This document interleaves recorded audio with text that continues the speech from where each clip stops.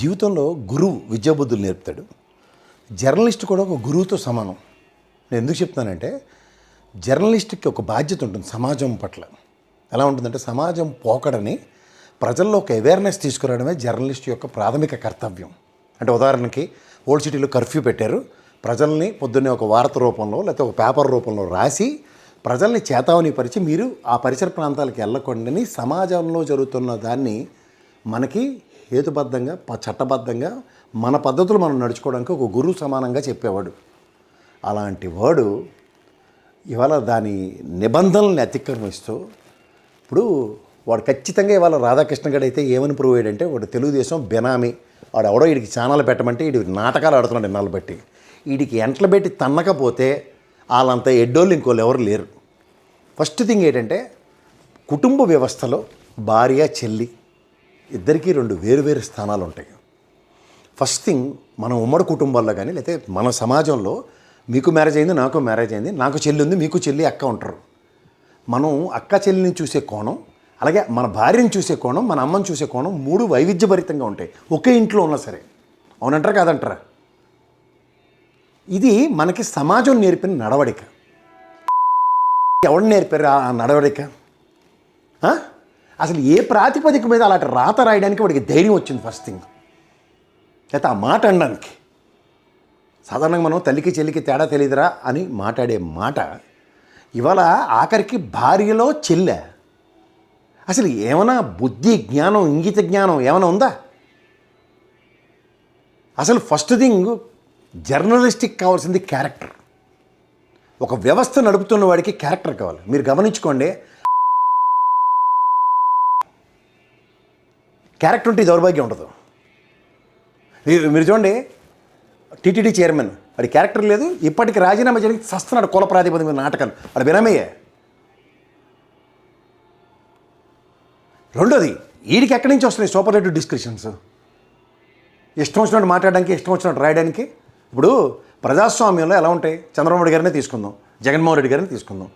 వాళ్ళ కుటుంబ సభ్యుల్ని మాట్లాడితే సమాజం వాళ్ళకి ఏ విధంగా శిక్షించి వాళ్ళకి ఏ విధంగా అధికారం ఇచ్చిందో చూశారు.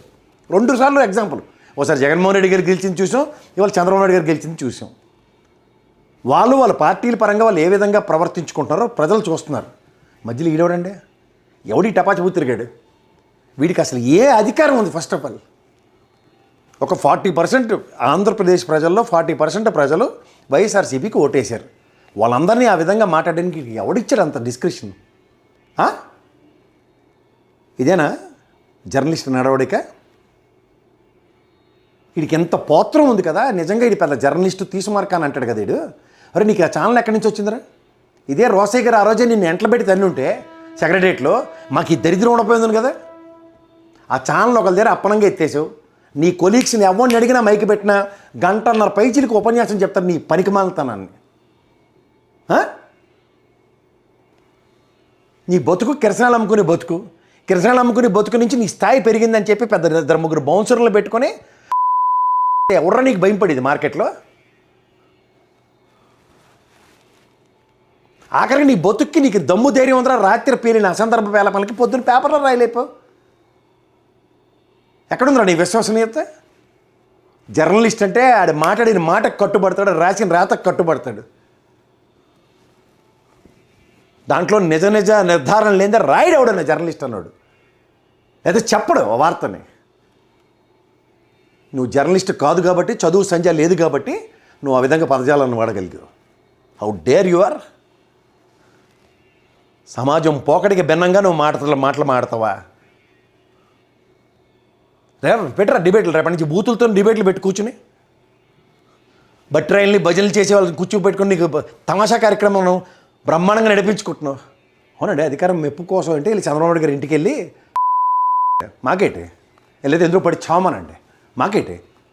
ఇది ఖచ్చితంగా ఆక్షేపణీయం.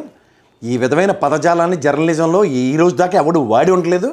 ఇలా వాడడం ఎట్టి పరిస్థితుల్లోనూ నాట్ టాలరబుల్. జర్నలిస్ట్కి బాధ్యతలు ఎక్కువ ఉంటాయి. బాధ్యతలు విస్మరిస్తే your unfit to be a journalist. నోరు మూసుకుని ఇంట్లో కూర్చో.